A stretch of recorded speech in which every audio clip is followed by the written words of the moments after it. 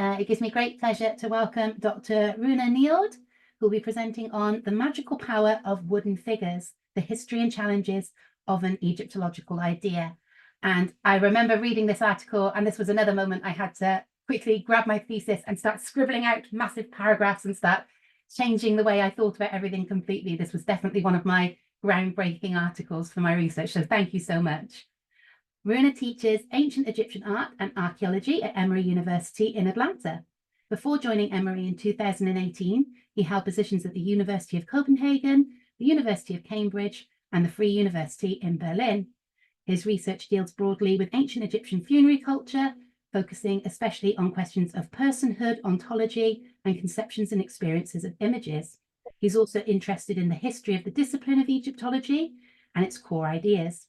He's the author, editor, or co-editor of a number of books, most recently the monograph Seeing Perfection, Ancient Egyptian Images Beyond Representation, which was published by Cambridge University Press in 2020. I really recommend it, great book.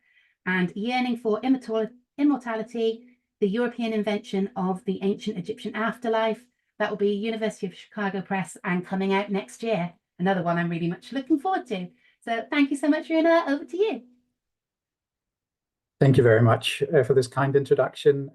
Thank you for the invitation and for organizing such a wonderfully stimulating afternoon. Well, afternoon for you, morning for me. The characteristic object category of three-dimensional wooden figures of people carrying out a variety of mundane tasks is well known, certainly by now to the participants in this study day. Similarly, the standard interpretation of these figurines seems intuitively obvious. They must have been deposited in tombs in order to serve the deceased in the afterlife. However, this understanding belongs to a larger cluster of ideas rooted in the 19th century, especially those dealing with the ancient Egyptian afterlife, that are increasingly being re-examined and rethought in recent years. It's thus worth asking ourselves where this idea came from and whether its underlying assumptions still hold up to contemporary scrutiny.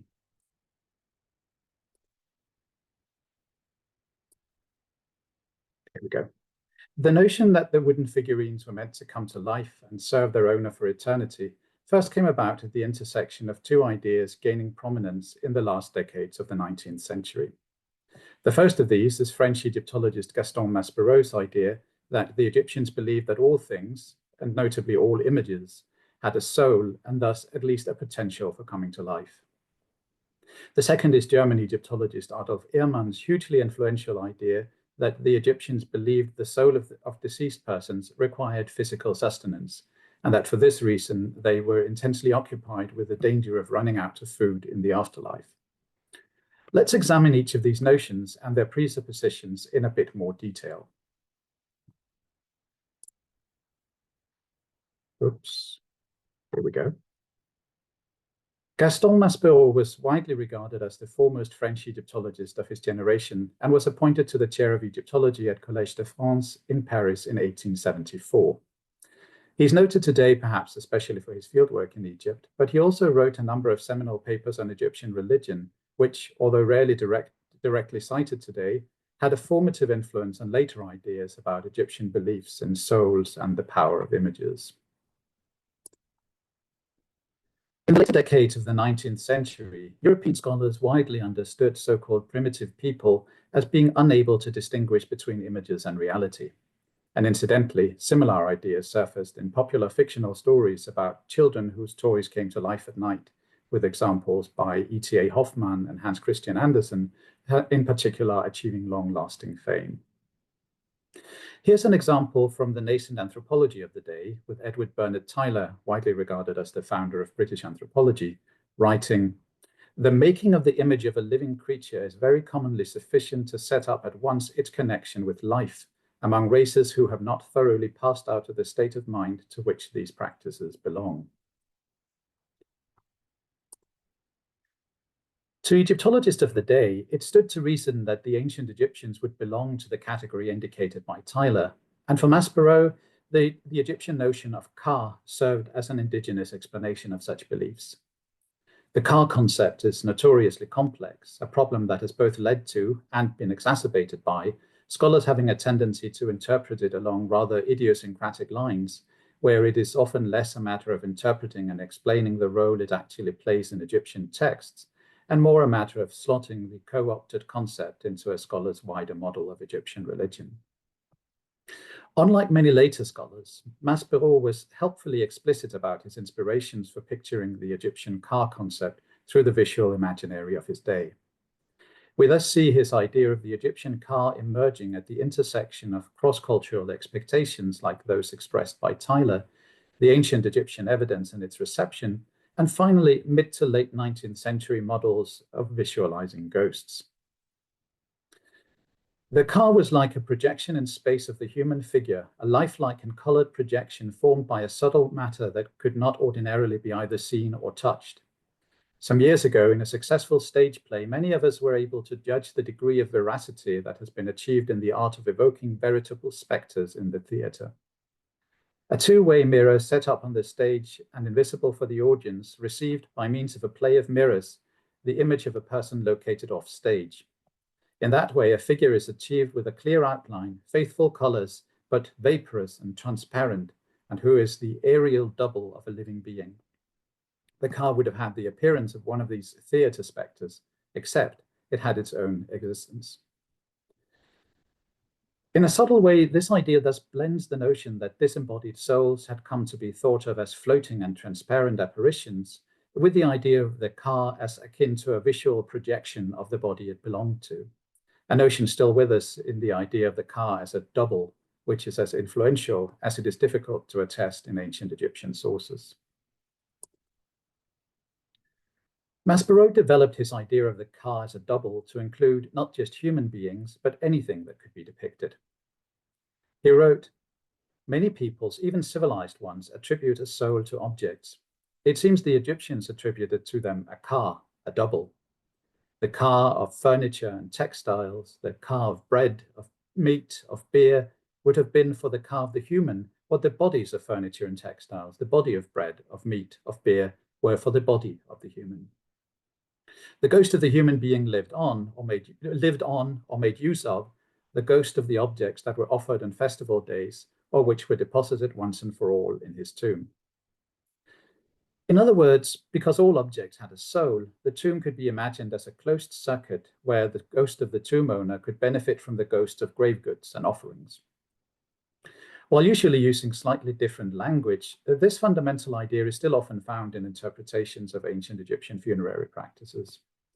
However, it should be noted that with the evidence available now, there is no indication that the Egyptians attributed cars to inanimate objects. As far as we can tell, the car was fundamentally an attribute of persons, be they humans, ancestors, or gods, which among other roles served to establish their range of behavior. Maspero's extension of the concept of car is thus the result of his application of something like Tyler's notion of a universal primitive belief in the life of images, rather than an engagement with Egyptian sources attesting to this idea. The other main contributor to the idea of funerary models coming to life was Maspero's contemporary, the prominent German Egyptologist Adolf Ehrmann. An important innovation of Ehrmann's was the centering of an alleged Egyptian fear of hunger in the afterlife as an explanation of a wide range of practices of funerary culture. This idea was based on a relatively simple deduction. By the 1870s, scholars had largely accepted a framework derived from contemporary Christianity, according to which the Egyptians were bent on a quest for eternal life, and that every aspect of funerary culture aimed towards this salvation.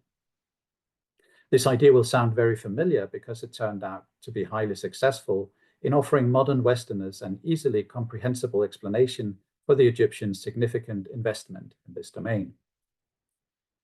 However, as I argue in my forthcoming book, Yearning for Immortality, it turns out to be specious as an interpretation of Egyptian beliefs, as opposed to models making sense for modern scholars. Ehrmann drew on a wide range of texts, especially funerary texts, a wider range of texts that had been available to most of his predecessors. This raised a problem that had not been felt quite so acutely by earlier scholars, namely that if read in a literal way as expositions of dogmatic beliefs, the texts seemed to contradict each other at every turn. While earlier research had often aimed at establishing a unified belief system by combining different sources, sometimes with the admission that elite and popular belief might differ or even be in competition, the widening textual basis made this mode of reading increasingly difficult to sustain. Rather than questioning whether one should read ancient ritual text in the manner of a 19th century systematic theologian, Ehrman concluded with an explanation that would become highly influential. The Egyptians were a rather confused lot who combined mutually contradictory ideas willy-nilly. He wrote, "Once more, I emphasize that there arose side by side with the conceptions presented here, additional ones of both older and younger origins, and that these often mutually contradictory ideas, as far as we know, never had any clarification. Anyone who attempts to receive an answer from the text to such basic questions as the nature and situation of the realm of the blessed will quickly give up this task. Where millennia have been spent adding one thought with little clarity to another, an actual understanding of these conceptions is out of the question." This idea removed a fundamental obstacle in reading the funerary text, alleviating as it did the need to find any kind of unity, while still salvaging the literal mode of reading the texts. The losers were the ancient Egyptians, whom Ehrman ended up holding in rather low regard as far as their conceptual rigor was concerned. Another hugely influential innovation of Ehrman's concerned the role of food offerings in the ancestor cult. While scholars up until the middle of the 19th century had been focused on abstract beliefs and systems of rewards and punishments in the afterlife, the increased availability of empirical evidence, both visual and textual, had shown just how much emphasis was placed on presentations of foodstuffs. Mid-19th century interpretations had understood this practice with inspiration from Catholicism as efforts of expiation meant to shorten the soul's stay in the Egyptian equivalent to purgatory, namely a cycle of transmigrations of the soul where it became reincarnated in different species of animals as described by Herodotus and the Hermetic writings. By Ehrman's time, the notion of ancient Egyptian reincarnation had been rejected, leaving only the overall question of whether the soul was saved and received eternal life or not. In other words, the food offerings had to be explained within this framework. As noted, Ehrman's deduction against this background was quite straightforward. If everything the Egyptians did in the mortuary cult was aimed at the soul's salvation, and food offerings were a central part of the cult, they must have believed a steady stream of food was necessary for eternal life. This immediately raised a logical problem for Ehrman, and by extension, he assumed, for the ancient Egyptians, namely how eternal life could be predicated on ongoing actions among the living. Again, rather than making this problem question the assumption of the explanatory model, Ehrman used it to explain various empirically attested practices that could be understood as means to solve the perceived paradox. As we have seen while approaching the phenomenon from a different direction, Maspero had already put forward the idea that images of food in the tombs were meant magically to sustain the deceased, which fit remarkably well with Ehrman's idea of the centrality of a fear of hunger in the Egyptian cult. To Ehrman, another central piece of evidence was the practice of excising the viscera during mummification and putting them in canopic jars. Because the Egyptians ascribed unpleasant feelings of hunger and thirst to the internal organs, Ehrman reasoned, they were removed and placed under the protection of the deities we now know as the four sons of Horus, so that they might guard the deceased against hunger. This is also the framework within which Ehrman understood the funerary models that are our focus today. Similarly, the little wooden models of kitchens in which servants are roasting legs of beef and preparing other food were meant to cook for him in the same mystical way, while statuettes of maidservants grinding grain or kneading dough were to meet the deceased's needs for bread. When a little boat with rowers was placed next to the coffin, this was based on the same conception of the magical power of wooden figures. It was to ensure the capacity for the deceased to travel. Just like in these cases, the dolls of maidservants and sailors stood in for the earthly servant staff of the deceased, thus other significantly more frequent figures were to serve him as serfs. No doubt the ideas expressed in this passage will seem very familiar, since this is the essential form that Egyptological interpretation of funerary models has taken during the almost century and a half since Ehrman first presented this idea. As I've noted along the way, key details of this interpretation, as familiar and widespread as it has become, are entirely deductive and rest on questionable assumptions. The basic idea of the Egyptians' occupation with the Hungersgefahr, or danger of hunger, is a case in point. As we saw, although it was shored up by references to various funerary practices and textual passages, the idea was based fundamentally on the very fact that food was presented in the ancestor cult. However, very similar offerings were regularly presented for the gods in the temple cult as well, yet in that case, it would not occur to anyone to think of the purpose of these actions as meant to ensure the comfort and survival of the gods in a transcendent realm. The distinction then is not ancient Egyptian, but rather one of modern Christian expectations, where mortuary religion must be a question of salvation and eternal life, whereas worshipping the divine is an expression of piety and submission, often expressed as a quasi-social relation of do ut des, I give in order that you may give. In fact, the latter model is much closer to the way the ancestor cult is discussed by the Egyptians themselves, for example, in the letters to the dead or addresses to visitors in tombs. In the example shown here, the offerings are explicitly connected with an expectation of help from the recipient of the letter. Drive out the illness and I will present offerings. As influential as it has been in Egyptology, the notion of eternal life dependent on a steady stream of food thus turns out to be something of a mirage based on Christian expectations. Much more could be said about the indigenous understanding of the function of food offerings in the temple and ancestor cult, but for present purposes, the most important point is that the apparently obvious idea that the dead needed a steady stream of food to sustain them for eternity in the afterlife is specious. This diagram sums up the genealogy of the successful explanatory model of funerary figurines coming to life to serve the tomb owner for eternity. As we've seen, Maspero combined the universal idea of everything having souls with a specifically Egyptian notion of the ka as a double to arrive at his notion of living images. Similarly, Ehrman combined a universalist idea of the quest for immortality with the specific Egyptian practice of presenting food offerings to arrive at a model where Egyptian funerary culture was driven by the fear of going hungry in the afterlife. We've also seen that most of the presuppositions that this is based on no longer hold up to closer scrutiny. As far as we can tell, the Egyptians did not believe that every object in the universe had a soul. Similarly, the notion that the ka is fundamentally an image or a double has also been shown not to have a sound basis in what the Egyptians actually wrote about their ka concept.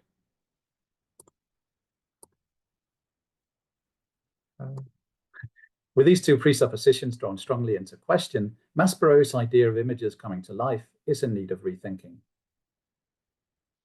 In turn, the idea of the Egyptians being bent on a quest for salvation and eternal life as a basis of every aspect of funerary culture is being strongly questioned as a historically contingent idea.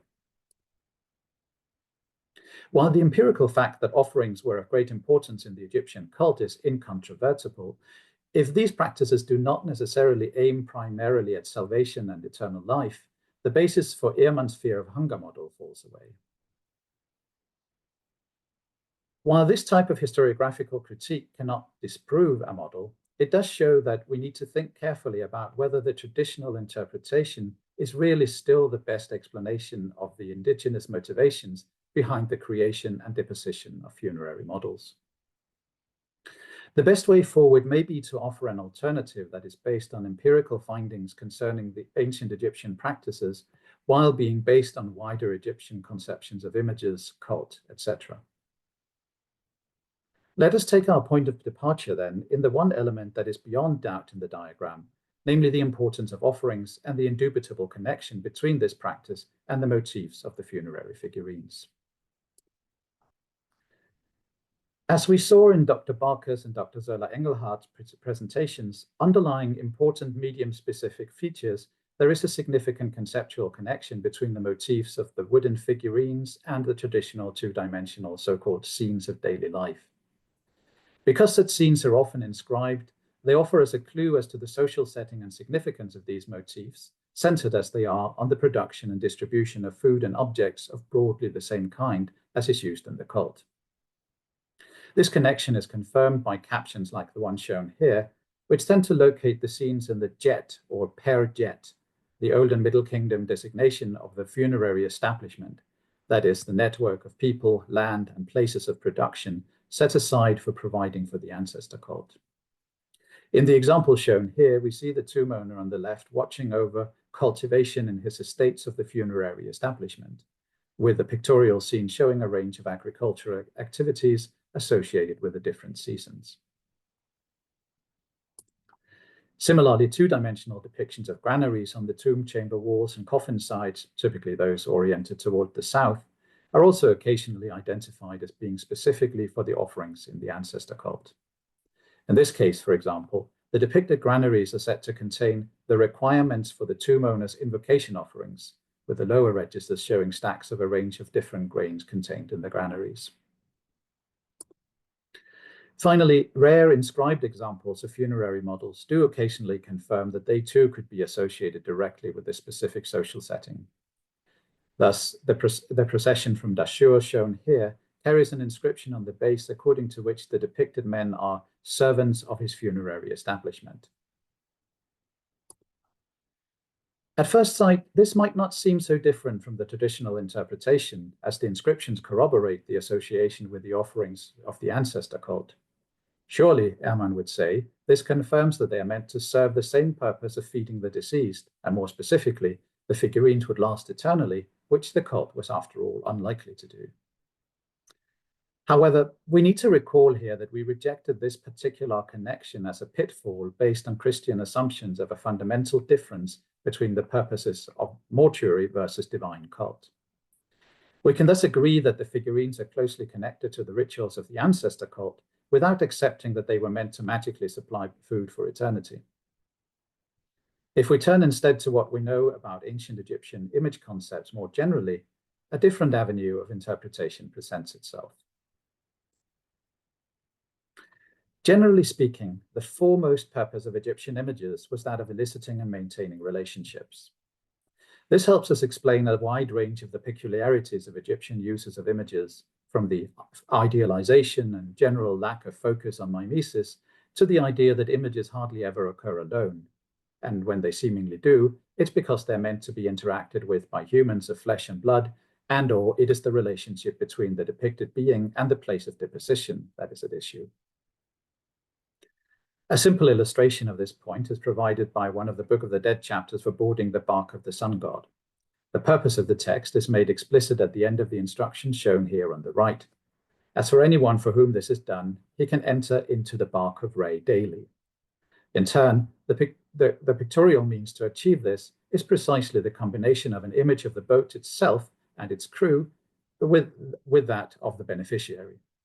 The image, with the owner depicted at a smaller scale at the back of the boat, depicts, and hence elicits, precisely the relationship between the owner and the divine world that the recitation is meant to bring about.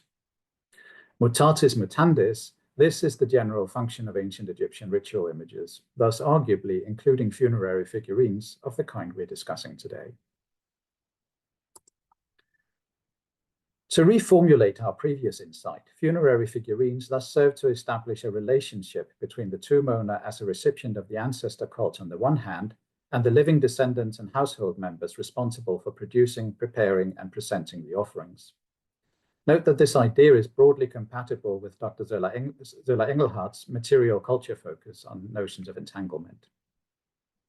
For present purposes, we'll sidestep the question of how exactly the Egyptians understood offerings in what we might call a theological or ontological sense, and simply note that numerous sources confirm that they were a crucial part of the ancestor cult as a sign of the devotion of the living to their ancestors.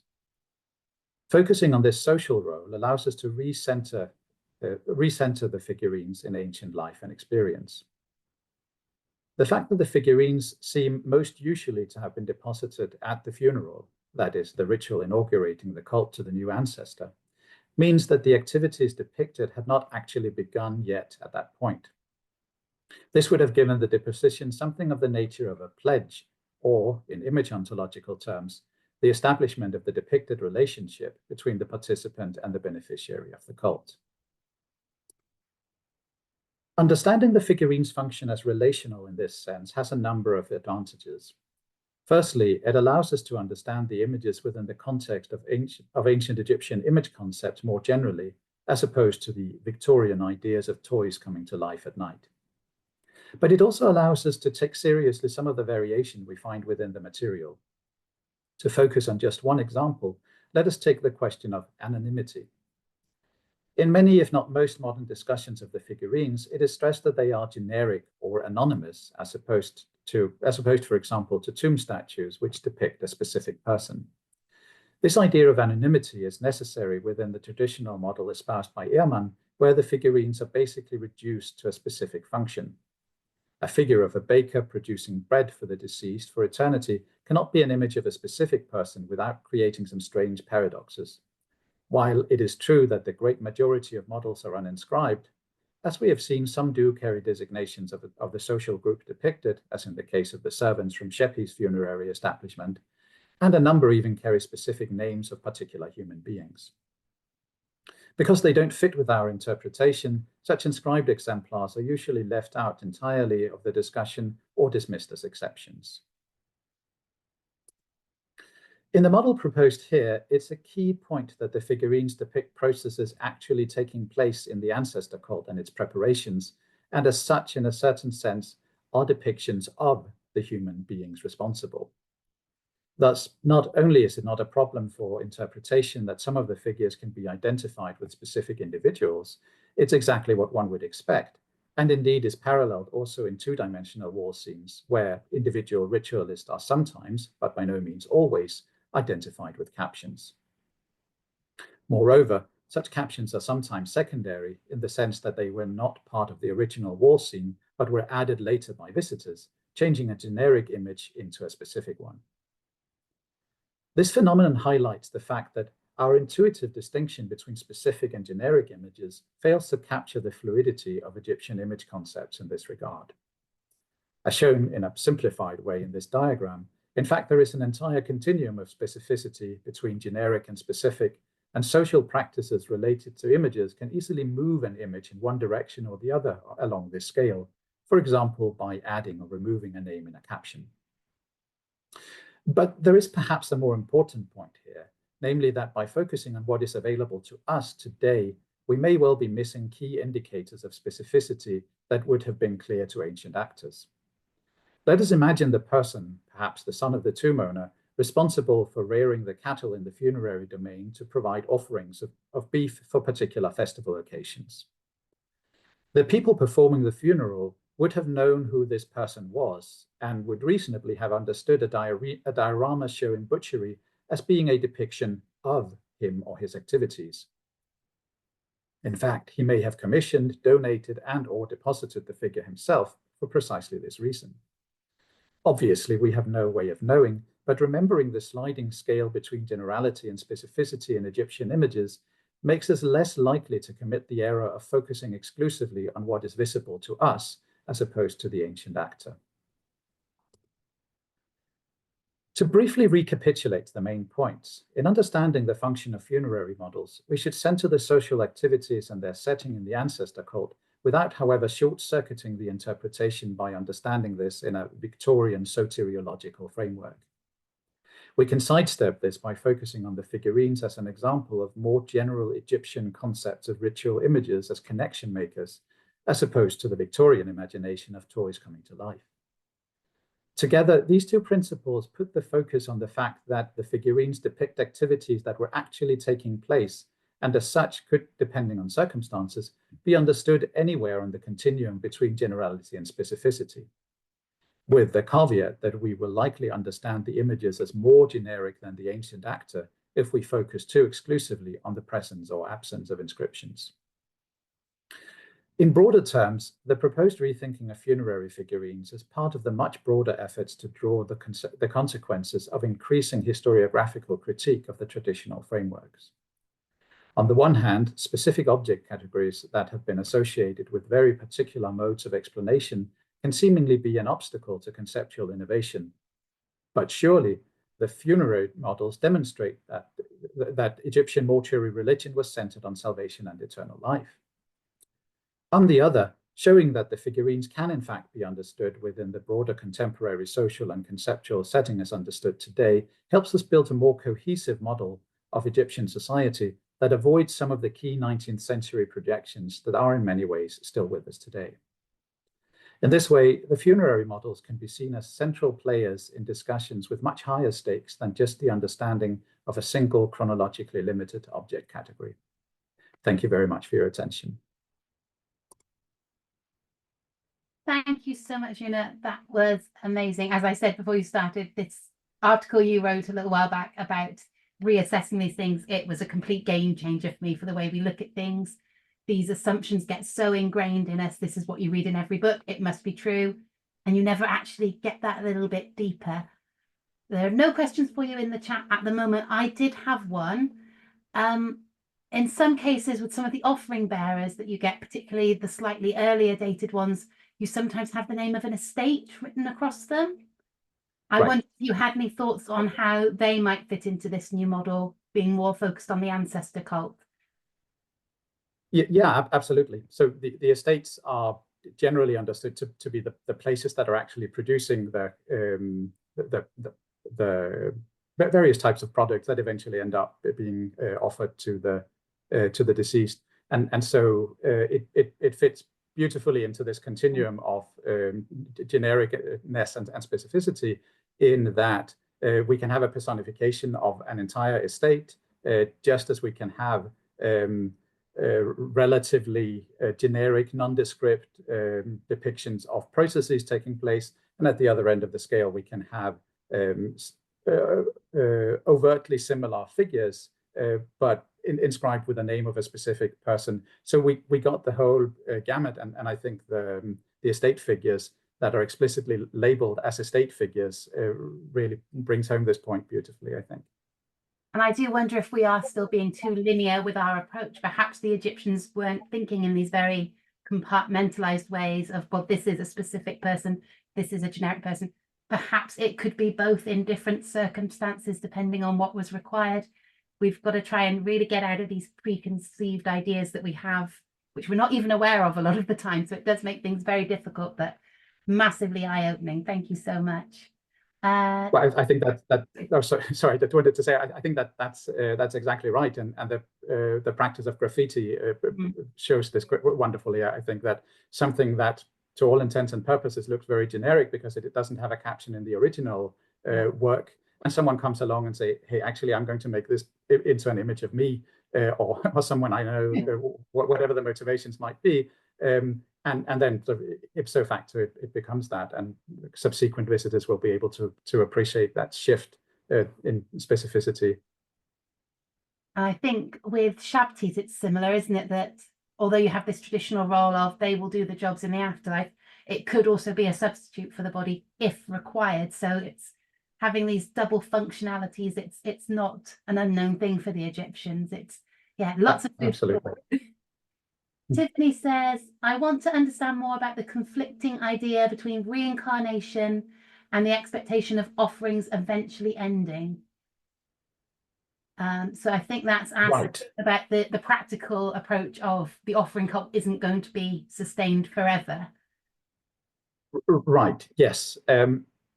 So reincarnation, which I sort of threw in there because that was a very prevalent notion right up until really the scholars that I was discussing now in the later decades of the 19th century. That was more or less completely abandoned.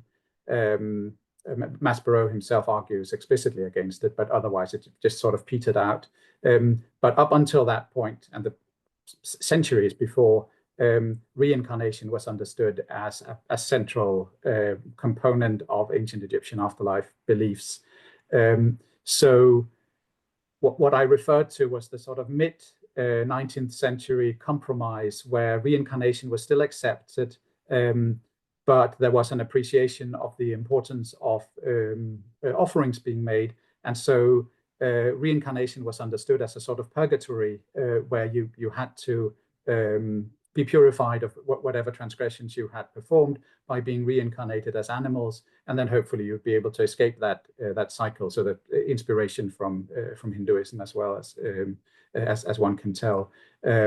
So that was sort of in that case. There's no need for the offerings to go on forever because they were always meant to be expiatory and were meant to just shorten the stay of the soul within this cycle of transmigrations on a model inspired by Catholicism, of course. However, once we get the shift that we saw with Irman, where we no longer have that idea of purgation, we just have the idea of either you get eternal life or you don't, or if you're unlucky, you get eternal life, but you're going hungry all the time because you don't have the offerings. So again, his inference was that since the Egyptians were evidently invested in bringing offerings, and he understood the whole system as being about securing eternal life, that there's a paradox there, because if you can only get eternal life if you get fed regularly by descendants, then there's going to be a problem in that at some point someone is going to forget to bring you food or whatever it might be. And so he sees every element of Egyptian funerary culture as being sort of aimed at that particular thing. So this is where we get the ideas of the wall paintings and, for that matter, the funerary figurines substituting for food. They can magically produce that food, so you don't have to worry about your descendants coming along. And again, this has been a successful model that is really is still with us in many contemporary publications. Thank you. Marie asks, well, double functioning, should the emphasis of ancestor cult be food preparation for the cult aficionados to facilitate the human feasting to remember their ancestors, to keep their memory alive, and not specific to an afterlife? So I think what Marie is asking there is about whether the food preparation is more to do with those celebrating the individual rather than for the individual themselves. Please correct me if I'm wrong with that, Marie. Yeah, I think that's probably well, we know that it had that function, whereas as I've talked about, the idea of securing eternal life is something of a modern deduction. But certainly for people who would actually perform in the ritual, the main role of the food would be that of feasting and commemoration. Now, we also know that there is an expectation that the ancestors were interested in this as well, as we saw in the letter to the dead that I showed, that there is this notion that this is something that the living do for the ancestor, and that the ancestor is thus inherently interested in or motivated for providing some kind of counter service. So I think perhaps even more broadly, the idea of the offerings as a connecting point. So it's commemoration from the point of view of the living. It is evocation or manifestation from the point of view of the ancestors, and those two go together. When you go to the tomb and you carry out the offerings, you have a feast, you have a commemoration, but that also in a more sort of, we might say, metaphysical or ontological sense, it connects the ancestor, makes the ancestor present and able to help the living, as we know again from letters to the dead, from addresses to the living and tomb inscriptions and so on. Another question from Marie. Do you consider a difference in magical written texts and their power? I'm assuming that's to the figures, where snakes are scored through, etc., and the verbal recitation of formulae to empower texts. So I think Marie's asking there about things like the opening of the mouth ceremony being carried out on statues, and would that be done with the models? I might be misconstruing that, Marie. Please correct me if I've not got that right. So something it's along those lines, yeah. So whether any verbal recitations or magical spells, just the fact that these inscriptions aren't on the figures and the models themselves doesn't mean they didn't necessarily exist. Right. Yes. Of course, however we imagine the practices of actually depositing these figurines in the tomb, it would be very possible if we again imagine a scenario, for instance, where a particular person's commissioned and donated figures of whatever activities they were responsible for. That's kind of a very concrete imagination, but just for the sake of argument, then whether or not those figurines actually had the name of those persons, they would still have the same connecting function, in that everyone, and not least the donor, him or herself, knew that they were the ones who had commissioned the figures, and understood that in doing so, they acknowledged a responsibility for carrying out those activities in the funerary cult. So yes, I think we do need to think more broadly about it. And one thing is what we happen to be able to see, and the Egyptians very often were very helpful in putting inscriptions on things, allowing us to identify them. But they didn't do it for us, and they wouldn't have been reliant on inscriptions to the same degree that we are for figuring out who is depicted in a particular work, for instance. Thank you. There are a couple more questions, but I'm very aware of time. We will squeeze in one last one. The car statues, would they have bared a functional resemblance to the patron? Is there any interplay between the ancestor cult figures and the figures known as repeats? I'm not sure which ones. Yeah.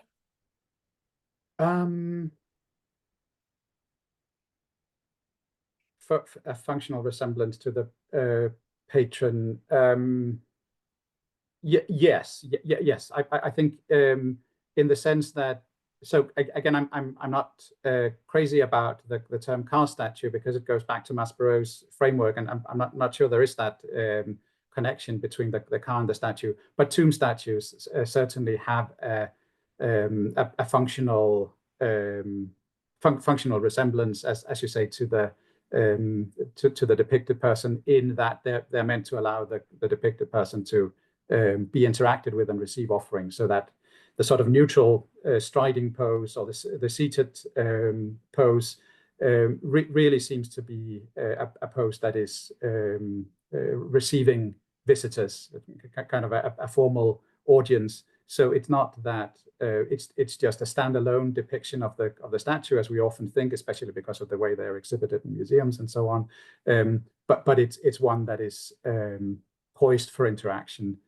So in that sense, I would say yes. The question of repeat, I can answer very quickly.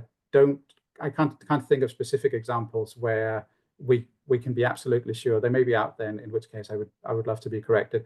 But I can't think of examples where we have clear evidence that repeat is being used of a tomb statue. But again, I would love to receive any references to that we have.